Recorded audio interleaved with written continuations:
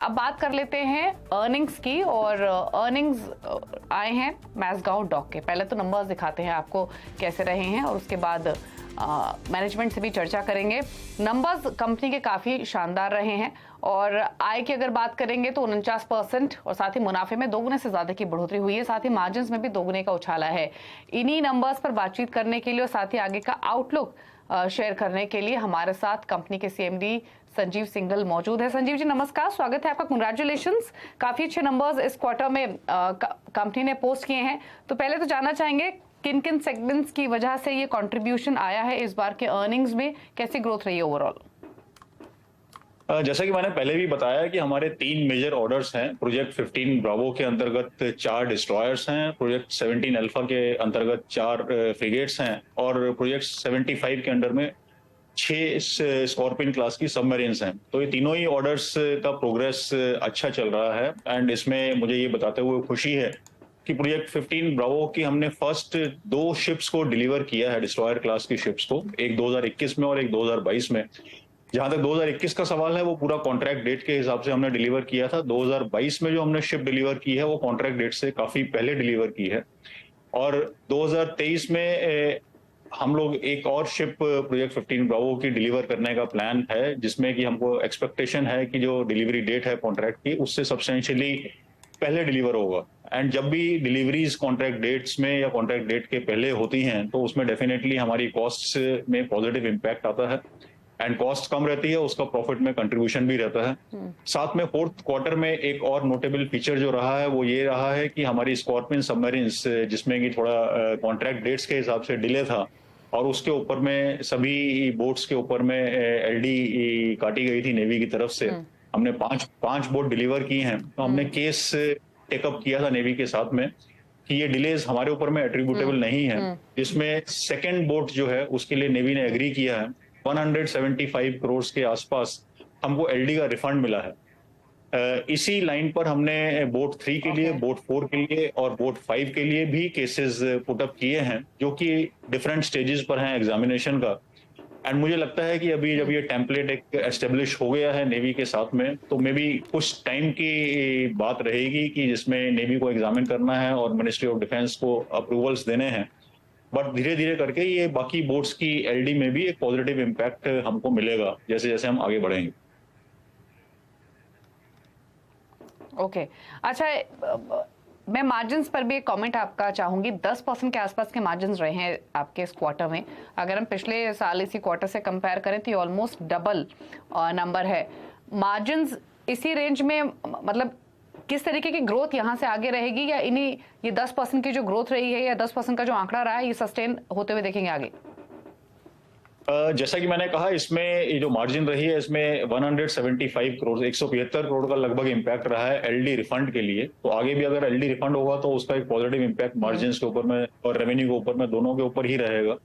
इसके साथ में एक ये भी इम्पोर्टेंट फैक्टर जो कि स्टेक होल्डर्स को, शेयर होल्डर्स को माइंड में रखना चाहिए कि जब ये जो इंफ्रास्ट्रक्चर इंडस्ट्री है, शिप बिल्डिंग कॉन्ट्रैक्ट्स हैं, काफी लॉन्ग गेस्टेशन पीरियड रहता है एंड ये कॉस्ट टू कंप्लीशन मेथड के ऊपर में काम करते हैं, जिसमें हर साल एक कॉस्ट प्रोजेक्शन रहता है कि हमारा टोटल प्रोजेक्ट का कॉस्ट कितना रहेगा।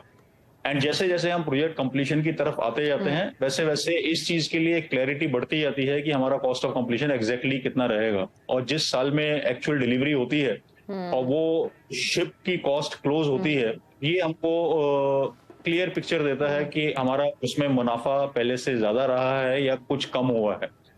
जो हमारा एक्सपीरियंस है उसके हिसाब से मैं ये बोल सकता हूं कि फिक्स्ड कॉस्ट कॉन्ट्रैक्ट का जो पोर्शन रहता है उसमें कंपनी की एफिशिएंसीज डेफिनेटली बढ़ी हैं, हमारे काम करने के तरीकों में सुधार आया है। हम लोग पैरेलल कंस्ट्रक्शंस में जा रहे हैं, जहां पर शिप के पार्ट्स मल्टीपल लोकेशंस पर बनते हैं, इंटीग्रेटेड कंस्ट्रक्शन में जा रहे हैं। कुछ प्रोसेसेस में इम्प्रूवमेंट है। तो मुझे लगता है कि करंट कॉन्ट्रैक्ट्स को अगर देखा जाए तो इसका एक बेनिफिट हमको मिलना चाहिए, बट ये बेनिफिट किस हद तक आएगा ये डिलीवरी के ऊपर डिपेंड करता है। 2021 में हमने एक शिप डिलीवर की थी, उसका एक पॉजिटिव इम्पैक्ट है। 2022 में भी हमने एक डिलीवरी की है, उसका भी पॉजिटिव इम्पैक्ट है। 2023 और 2024 दोनों में ही एक एक डिस्ट्रॉयर डिलीवर करने का प्लान है। साथ में हमारा स्कॉर्पियन सबमरीन का भी प्लान है, जिसको हम टारगेट कर रहे हैं इसी फाइनेंशियल ईयर में 23-24 में डिलीवर करने का। डिपेंडिंग अपॉन मटेरियल की अवेलेबिलिटी, कुछ मटेरियल नेवी के पास है, तो अगर ये मटेरियल मिल जाता है टाइम से तो हम इसको 2023-24 में डिलीवर कर पाएंगे, अदरवाइज हो सकता है 24-25 की तरफ शिफ्ट हो जाए। तो ये सारे फैक्टर्स हैं जिसमें जहां तक गाइडेंस का सवाल है, मैं ये बोल सकता हूं कि लास्ट ईयर का हमारा रेवेन्यू ग्रोथ लगभग 37% रहा 21-22 के ऊपर में। अभी क्योंकि साल में 10 महीने बचे हैं तो एक बहुत ही क्लियर गाइडेंस देना मुश्किल होगा, बट फिर भी हमको लगता है कि 8 से 10% का ग्रोथ एक सेफ एजम्पशन रहना चाहिए, और जैसे जैसे आगे बढ़ेंगे इस गाइडेंस को फर्दर रिफाइन कर सकते हैं। ओके मैं तो एक्सपेक्ट कर रही थी संजीव जी कि आप 15 to 20% की ग्रोथ की बात करेंगे, क्योंकि आप हमेशा से ही अपने ग्रोथ आउटलुक को लेकर काफी कॉन्फिडेंट रहे हैं। Although 8 to 10% is also not bad. तो ये गाइडेंस आपने दी। अच्छा एक चीज और, आप कुछ कहना चाहते हैं? Considering a higher base effect, अगर आप 8 to 10% पिछले बेस पर देखेंगे तो this would translate to almost 15 to 17%। 20%। Okay. अच्छा एक चीज और, अभी जो एग्जिस्टिंग ऑर्डर बैकलॉग है वो कहाँ स्टैंड करता है, और क्या फिगर है फिलहाल अभी?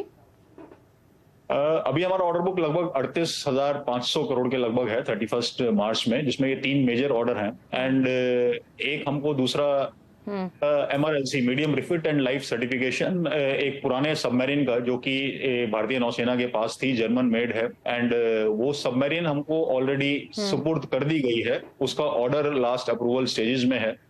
तो ये ऑर्डर हमको नेक्स्ट 2 महीने के अंदर एक्सपेक्ट करते हैं कि ये ऑर्डर हमको मिलेगा। तो उस ऑर्डर का एग्जीक्यूशन भी साथ साथ चालू हो गया है। क्या वैल्यू हो सकती है इस ऑर्डर की? ये ऑर्डर स्लाइटली 2,000 करोड़ से कुछ ऊपर रहेगा। ओके। तो 2,000 करोड़ के आसपास के ये ऑर्डर होगा, जो कि एक्सपेक्ट कर सकते हैं कि अगले 2 से 3 महीने में कंपनी को मिलेगा। लेकिन strong order book 38,000 plus crore की कंपनी की। शुक्रिया संजीव जी अर्निंग्स पर बातचीत करने के लिए, आगे का आउटलुक भी शेयर करने के लिए थैंक यू। गुड लक आपको कमिंग क्वार्टर्स के लिए। स्टॉक देखेंगे तो 814 के आसपास ट्रेड कर रहा है, 0.2% की मजबूती के साथ। नंबर्स स्ट्रॉन्ग, ब्रोकर हाउसेस भी काफी बुलिश हैं स्टॉक पर, और नंबर्स आने के बाद, ऊपर खुलने के बाद थोड़ा हल्का जरूर हुआ है, लेकिन अभी भी स्ट्रेंथ के साथ कर रहा है ट्रेड।